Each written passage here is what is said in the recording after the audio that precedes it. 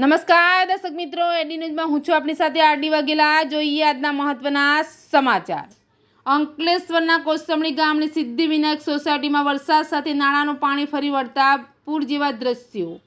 અંકલેશ્વર તાલુકાના કોસંબણી ગામની સિદ્ધિવિનાયક સોસાયટીમાં વરસાદ સાથે નાળાનું પાણી ફરી વળતા રહીશોમાં મુશ્કેલીમાં મુકાયા હતા। રહીશોના ઘરોમાં પાણી ભરાતા ઘરવખરીનો વ્યાપક નુકસાન થતાં રહીશોમાં રોષ ફેલાયો હતો।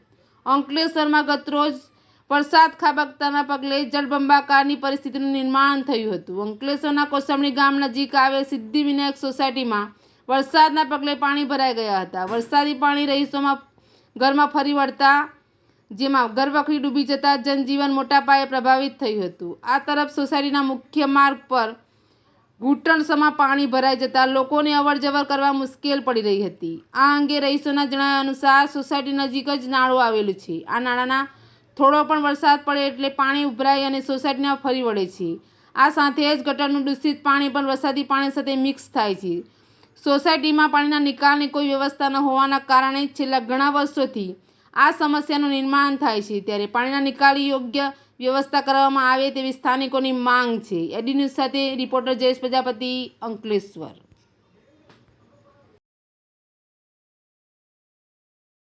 मेरा नाम आयुषी है। सिद्धिविनायक में जब भी बारिश होती है तब पानी भर जाता है। मेरे पापा मेरे को लेकर आए बाढ़ में ही, और मेरा होमवर्क बाकी रह जाता है। मैं इसी तरह होमवर्क करती हूँ।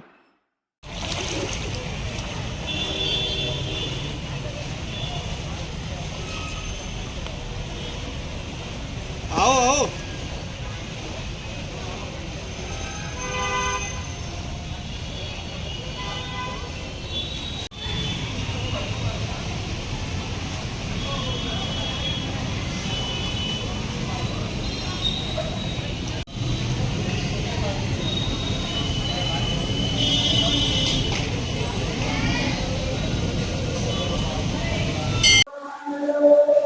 Lakhan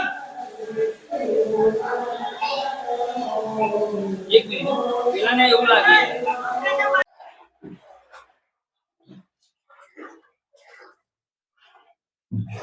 itu sanu